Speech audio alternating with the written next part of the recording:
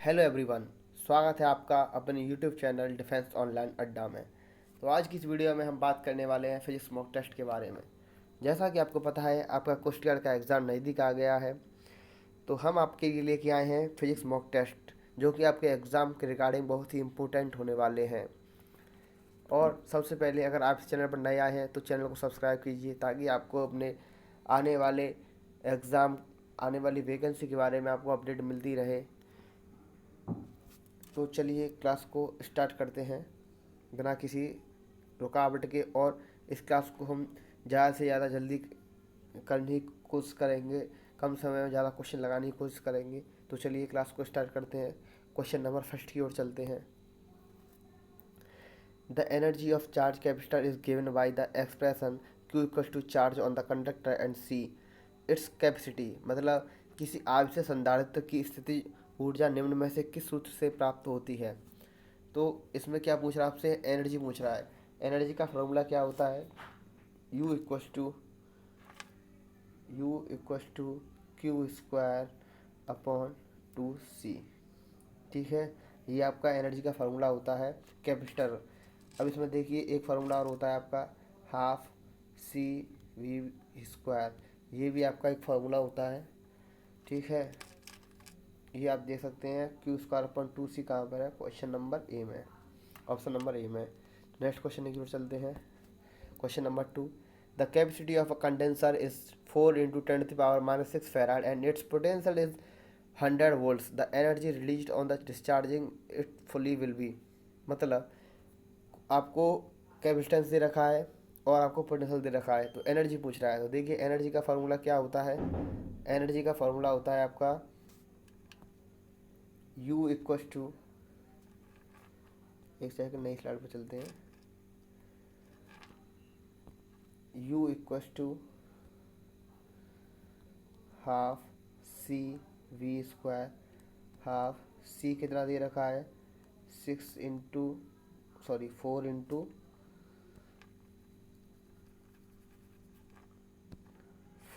× 10⁻⁻⁶ इन 100 आपका वोल्ट दे रखा है। ये आपका दो बार हो जाएगा। 4 से 4 ये 2 बार कट जाएगा। 2 × 10⁻⁻⁶, दो पावर ये आ गई, 4 हो गया। तो 2 × 10⁻², ये आपका आंसर हो गया, ये वाला। ठीक है, इसे और आप सॉल्व करेंगे तो ये 2/100 हो जाएगा। इसे आप आगे सॉल्व कर सकते हैं। देखिए ऑप्शन में क्या है, तो ये आपका दे रखा था 2/100, तो ये ऑप्शन नंबर ए आंसर हो जाएगा। क्वेश्चन नंबर 3 की ओर चलते हैं। In a charge capacitor the energy resides. प्रत्येक आवेश संधारित्र में ऊर्जा रहती है।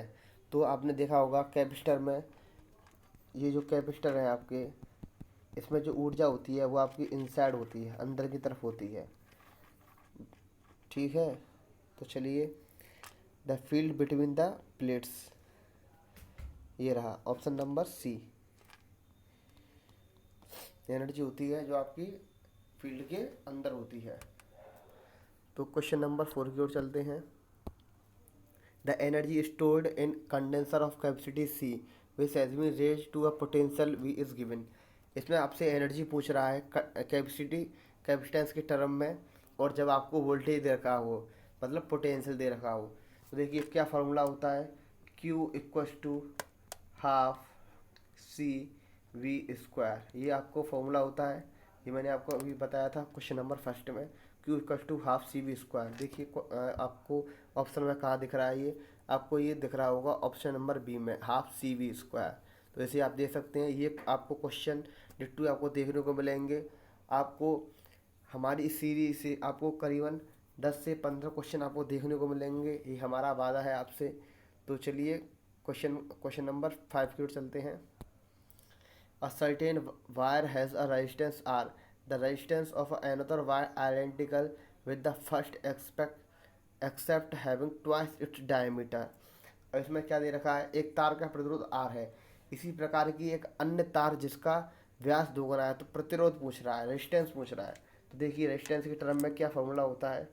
R इक्वस टू ρL/A होता है। तो ये कितना हो गया आपका? एरिया हो गया, ये R इनवर्स की प्रोपोर्शनल A हो गया। ठीक है। तो ये क्या पूछ रहा है, ट्वाइस कर रहा है, ट्वाइस इट्स डायमीटर, आधा कर रहा है, दोगुना कर रहा है, सॉरी दोगुना कर रहा है। तो R A upon R square होता है ना, इसमें एरिया को पाई आर स्क्वायर के टर्म में लिखते हैं तो आर स्क्वायर हो जाता है। आर स्क्वायर को अगर डायमीटर के टर्म में लिखेंगे तो 1/4 लिखेंगे, 4 लिखेंगे नहीं लिखेंगे।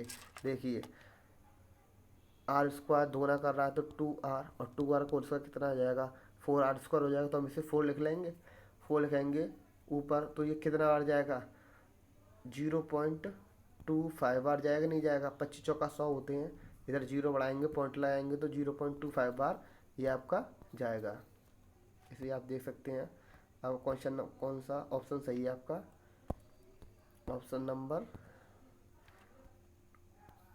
नंबर बी आपका सही है इसमें।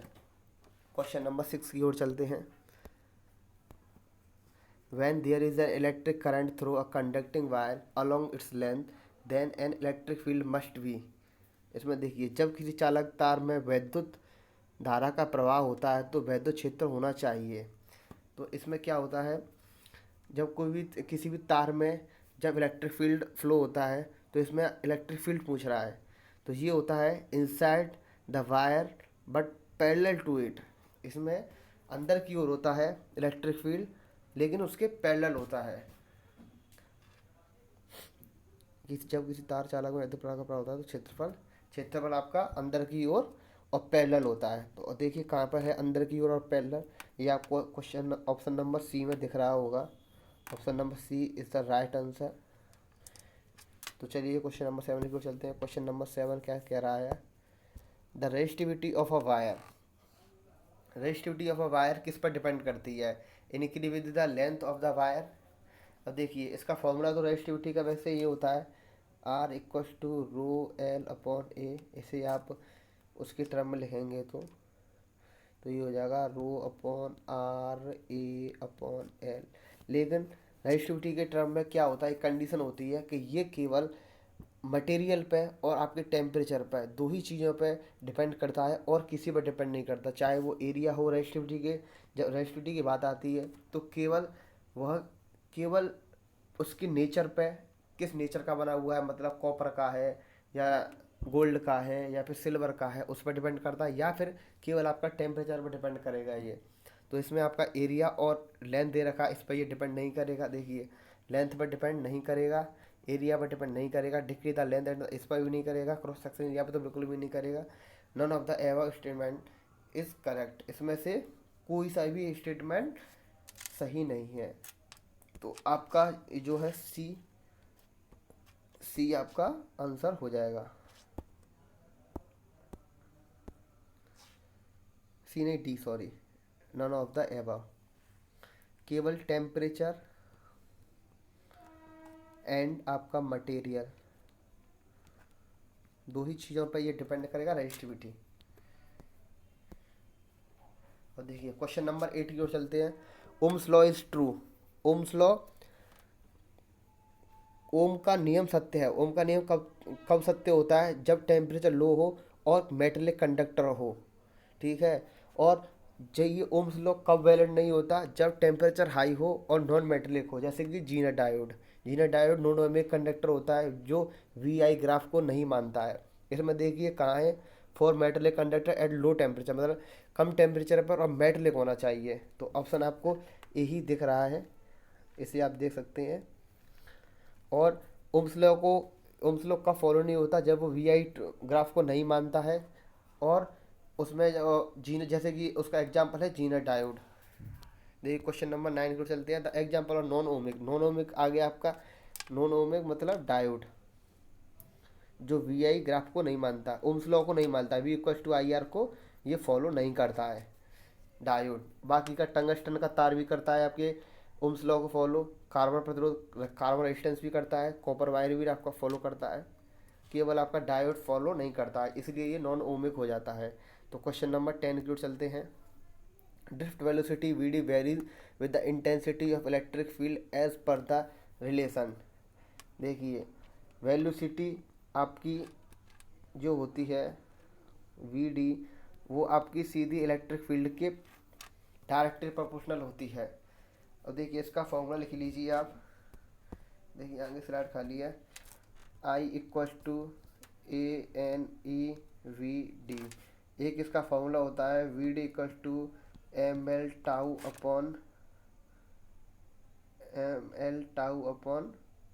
V। सॉरी एक सेकंड, ML क्या होता है इसका, ये माइंड से थोड़ा जा रहा है। ML ये आप इसे ही देख लीजिए, इसे देख सकते हैं आप। एक ही फॉर्मूला है, A equal to ANEVD।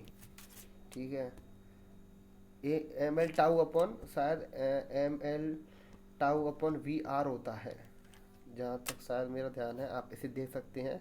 I am not 100% sure. Question number next की ओर चलते हैं। The effective spring constant of two spring system shown in the figure will be. इसमें आपका स्प्रिंग कांस्टेंट का फाइनल टर्म पूछ रहा है कि फाइनल में ये जो स्प्रिंग लगी हुए हैं इसका रिजल्ट क्या आएगा। तो इस वाली कंडीशन में क्या होता है, आपके दो स्प्रिंग दे रखे हैं। ये जो आपके स्प्रिंग दे रखे हैं K2 एंड K1, तो इसमें क्या होता है, अगर ये सीरीज में दे रखे हैं तो ये इसका जो सॉल्यूशन होता है वो आपका कैपेसिटर की तरह चलता है। अगर ये सीरीज में होगा तो पैरेलल में चलेंगे। किस में चलेंगे, पैरेलल में। K2 equals to 1/K। अब देखिए K2 plus K1 K2 upon 1/K। अब इसे आगे सॉल्व करेंगे तो K equals to K1 K2 upon K1 plus K2। ये आपका आंसर हो जाएगा। देखिए ऑप्शन में कहाँ दिख रहा है आपको, ऑप्शन नंबर बी आपको दिख रहा होगा, K1 K2 upon K1 plus K2। तो क्वेश्चन नंबर 12 की ओर चलते हैं। The first law of thermodynamics is concerned with the conservation of. ऊष्मा गतिकी के प्रथम नियम का संबंध किससे होता है, ये आपने पढ़ा ही होगा। ऊष्मा गति का पहला संबंध होता है वो आपका एनर्जी से होता है, और जो आपका जीरो लॉ होता है वो आपका चार्ज से होता है। तो इसमें आपका एनर्जी से फर्स्ट लॉ आ जाएगा। फर्स्ट लॉ का फॉर्मूला क्या होता है, Q equals to U plus W। ये आपका फॉर्मूला होता है, फर्स्ट लॉ होता है ये। क्वेश्चन नंबर 13 की ओर चलते हैं। The internal energy of an ideal gas depend upon. Internal energy आपकी किस पर डिपेंड करती है, जो इंटरनल एनर्जी होती है आपकी टेम्परेचर पर डिपेंड करती है। देखिए आपका जो फॉर्मूला होता है Q equals to U plus W। इसमें देखिए इंटरनल एनर्जी को अगर हम जीरो कर देंगे तो आपका टेम्परेचर भी जीरो हो जाएगा, ठीक है। क्वेश्चन नंबर 14 की ओर चलते हैं। क्वेश्चन नंबर 14 क्या कह रहा है, first law of thermodynamics is special case of. ये जो आपका फर्स्ट लॉ का प्रथम ऊष्मा गति का प्रथम नियम एक विशेष स्थिति के लिए है। वो किसके लिए है, law of conservation of energy. मैंने आपको पिछले क्वेश्चन में कराया है। ये आपको ऐसे कौन क्वेश्चन है एक फैक्ट के तौर पर है। ये आपके इनमें कोई भी आपको कैलकुलेशन नहीं करनी है, कुछ भी नहीं करना, आपको क्वेश्चन देखना है। अगर आपके कॉन्सेप्ट क्लियर है तो आप बेधड़क क्वेश्चन को कर सकते हैं विद इन नैनो सेकेंड। देखिए law of conservation of energy, first law जहाँ पर भी आ गया तो ये समझ लो आपका Q equals to W plus delta U लगेगा, और आपका ये जो एनर्जी पर डिपेंड करेगा केवल law of conservation of energy को मानता है केवल ये। क्वेश्चन नंबर 15 को चलते हैं। Which of the following parameters does not characterise the thermodynamic state of matter. निम्न में से कौन से चर पदार्थ की ऊष्मागतिकी अवस्था पर अभिलक्षण गुण नहीं है। तो देखिए अगर थर्मोडायनामिक्स की बात आती है तो देखिए वॉल्यूम पर भी डिपेंड करता है ये आइसोकोरिक में, प्रेशर पर भी P इक्वल्स टू वो क्या होता है वो formula, P equals to M भी होता है, क्या होता है। और टेम्परेचर भी इंटरनल एनर्जी के टर्म में डिपेंड करता है, लेकिन वर्क में ये डिपेंड नहीं करता। W equals to P V होता है, sorry W equals to P V. तो ये प्रेशर पर डिपेंड करता है, लेकिन वर्क में ऐसा नहीं होता, वर्क में डिपेंड नहीं करता किसी पर। बाकी सब आपका इसमें डिपेंड करते हैं टेम्परेचर में। U पे डिपेंड करेगा आपका टेम्परेचर, वॉल्यूम भी डिपेंड कर जाता है, प्रेशर पे प्रेशर भी वर्क पर डिपेंड कर जाता है। ठीक है, तो आपका क्वेश्चन नंबर 15 का आंसर हो गया आपका work. Question number 60, in a thermodynamic system working substance is ideal gas, it's kinetic energy in the form of. जो आपकी आइडियल गैस का टर्म होता है, जैसे कि ये कोई कंटेनर है और ये आइडियल गैस है। आइडियल गैस का मतलब होगा कोई कुछ भी प्रेशर या वो आपका बाहर से नहीं जाएगा, जो भी होगा आपका अंदर होगा।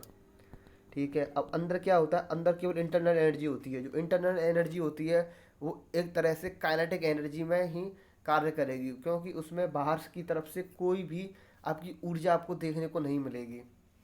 ना तो ये बोलते हैं ना, बिल्कुल ना अंदर से कोई बाहर आए ना बाहर से कोई अंदर जाए, ऐसा ही सिस्टम होता है आइडियल गैस में। तो जो जो भी कार्य करती है, इंटरनल एनर्जी करती है, वो भी काइनेटिक एनर्जी की फॉर्म में। काइनेटिक इंटरनल एनर्जी धीरे धीरे धीरे धीरे धीरे अपना कार्य करती है, ऐसे धीरे धीरे धीरे धीरे धीरे।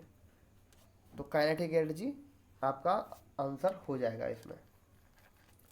क्वेश्चन नंबर 17 की ओर चलते हैं। Which relation is correct for isochoric process. Isochoric process में आपका कौन सा रिलेशन सही होगा। आइसोकोरिक प्रेशर मतलब V equal to zero. Isochoric में वॉल्यूम आपका जीरो होता है। अब ये कब कब होता है, W equal to P V. Volume zero तो मतलब वर्क भी जीरो। अब देखिए फर्स्ट इक्वेशन को हम लिख लेते हैं। फर्स्ट इक्वेशन क्या होती है, delta Q equal to U plus W. W equal to zero हो गया तो आपका ये आंसर आ जाएगा Q equal to delta U. देखिए आपको कहाँ देखने को मिल रहा है, Q equal to delta U, Q equal to delta U आपको देखने को मिलेगा आपके ऑप्शन नंबर ए में। यहाँ से मैंने आइसोकोरिक कंडीशन में वॉल्यूम कांस्टेंट होता है, वॉल्यूम जीरो रख दिया। वॉल्यूम यहाँ पे जीरो रखेंगे तो W equal to P V, V की जगह में जीरो रखेंगे तो वर्क आपका जीरो हो जाएगा, मतलब कार्य। ठीक है, तो आपका जो आंसर आ गया वो आपका A equal to Q equal to U. तो क्वेश्चन नंबर 18 की ओर चलते हैं। क्वेश्चन नंबर 18 देखिए, the work done in which of the following process zero. देखिए वर्क डन इसमें कौन से में आपका जीरो होता है। वर्क डन आपका जीरो होता है आइसोकोरिक में। आइसोकोरिक में जीरो कैसे होता है, W equal to P V. और आइसोकोरिक में वॉल्यूम आपका जीरो होता है, इसलिए आपका आंसर हो गया सी। लास्ट क्वेश्चन की तरह ही है, देख सकते हैं आप। Radioactive substance do not emit. जो रेडियोधर्मी तत्व उत्सर्जित नहीं करते। रेडियोधर्मी जो तत्व होते हैं वो केवल आपका इलेक्ट्रॉनों को उत्सर्जित नहीं करते, बाकी की सब को उत्सर्जित कर देते हैं।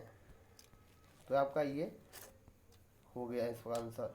क्वेश्चन नंबर 20 की ओर चलते हैं। क्वेश्चन नंबर 20 क्या कह रहा है, during a negative beta decay, beta ऋणात्मक क्षय में N atomic electron is ejected, an electron which is already present within the nucleus is ejected, a neutron in the nucleus decay emitting an electron, a part of the binding current। नाभिक के क्षय में neutron से electron उत्सर्जित होते हैं। तो इसमें आपका जो आंसर आएगा वो आपका सी आएगा। नाभिक के क्षय में न्यूट्रॉन से इलेक्ट्रॉन उत्सर्जित होते हैं। क्वेश्चन नंबर 22 की ओर चलेंगे, 21 की तरफ। सम रेडियो एक्टिव न्यूक्लियस में इमिट। रेडियो एक्टिव नाभिक को उत्सर्जित कर सकता है, ये आपको पता ही होगा। Alpha decay, beta decay, gamma decay होता है। इसमें केवल जो इमिट करेगा वो अल्फा बीटा गामा के टर्म में ही करेगा। तो आपका option number A is the right answer.